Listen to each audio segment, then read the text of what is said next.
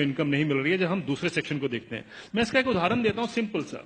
1970 में गेहूं का दाम 76 रुपए प्रति क्विंटल था, जो 2015 यानी 45 साल के बाद बढ़कर 1450 रुपए प्रति क्विंटल हो गया 2015 में।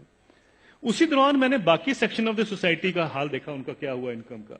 मैं सिर्फ बेसिक पे और डीए ले रहा हूं। उसी दौरान में 45 साल के पीरियड में सरकारी मुलाजिम की जो बेसिक पे और डीए है वो 120 से 150 गुना बढ़ गया, और जो स्कूल टीचर्स की जो तनख्वाह बढ़ी है उस दौरान में वो 280 से 320 गुना बढ़ गई, और जो कॉलेज के यूनिवर्सिटी प्रोफेसर हैं उनकी तनख्वाह 150 से 170 गुना बढ़ी है उस 45 साल के पीरियड में। किसान की जो इनकम है, जो गेहूं के दाम से या धान के दाम से आप नापेंगे, वो 19 गुना बढ़ती है। अगर ये जितने सरकारी मुलाजमों की भी अगर इनकम 19 गुना बढ़ी होती तो ये नौकरी छोड़ चुके होते आज तक।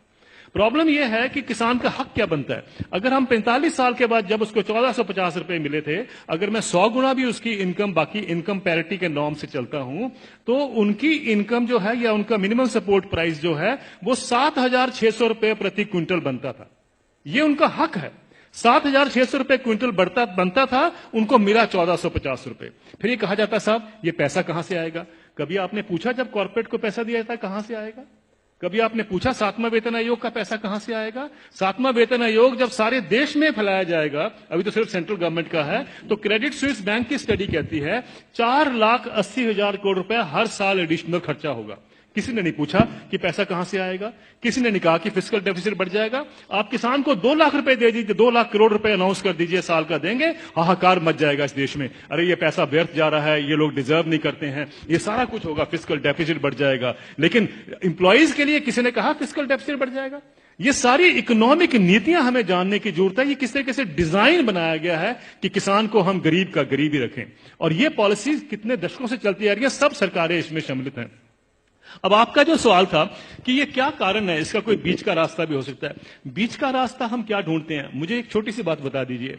जब आपका इनकम मिलती है, 7वां वेतन आयोग मिलता है या किसी को भी अपनी इनकम मिलती है, तो क्या कभी किसी ने सोचा है कभी किसान को कभी हाउस रेंट मिला हो, कभी एजुकेशन रेंट मिला हो, कभी हेल्थ अलाउंस मिला हो, कभी बच्चों के लिए मेडिकल अलाउंस मिला हो? किसानों को क्यों, ये क्या किसान नहीं क्या इस सोसाइटी में रहते हैं? सुप्रीम कोर्ट के जो ऑफिसर्स हैं उनको 21,000 रुपए कपड़ा धोने के लिए मिलता है हर साल का। डिफेंस वालों को 20,000 मिलता है हर साल का कपड़ा धोने के लिए, कपड़े धोने के लिए। और वो लड़ाई कर रहे हैं आजकल, डिफेंस वाले कह रहे हैं कि साहब सुप्रीम कोर्ट वालों को ज्यादा क्यों मिलता है, हम तो बॉर्डर पे रहते हैं। मेरा यह सवाल है, क्या किसान के पास कपड़े नहीं होते धोने को? कभी आपने सुना है कि किसान के कपड़े के लिए 20,000 रुपए भी कभी उसमें ऐड किया गया हो? मिनिमम सपोर्ट प्राइस में क्या करते हैं हम, जो उसकी लागत लगती है और फैमिली लेबर जो लगती है उसको जोड़ लेते हैं, बस यही। और अभी तो एम्प्लॉइज के लिए 108 अलाउंसेस भी होते हैं। अभी तो तनख्वाह और डीए के बाद 108 अलाउंस मिलते हैं। जिस भी सज्जन को 108 अलाउंस मिलते हैं उसको तनख्वाह की क्या जरूरत है, मुझे ये बता दीजिए। लेकिन अगर मिलते हैं तो मैं ये नहीं कहता कि नहीं मिलने चाहिए, लेकिन क्या किसान ने क्या गलत किया है कि उसको नहीं मिलते हैं? मैं ये कहना चाहता हूं, कभी किसान के एमएसपी में हाउस रेंट जोड़ा गया है, कभी उसका मेडिकल अलाउंस जोड़ा गया है, कभी उसके बच्चों के लिए एजुकेशन अलाउंस जोड़ा गया है? क्यों? क्या उसने बच्चे नहीं पालने हैं? हम ये क्यों मान के चलते हैं कि किसान तो हमारे देश के ऊपर बोझ है, इसके ऊपर हम दान कर रहे हैं? आप दान नहीं कर रहे हैं, आप उसको एक्सप्लॉइट कर रहे हैं, आप किसान को निचोड़ रहे हैं, और उसी के साथ आपकी अर्थव्यवस्था चलती है। यह अर्थव्यवस्था के जब तक हम ढांचे को नहीं देखेंगे, हमें समझ नहीं आएगा कि किसान को मार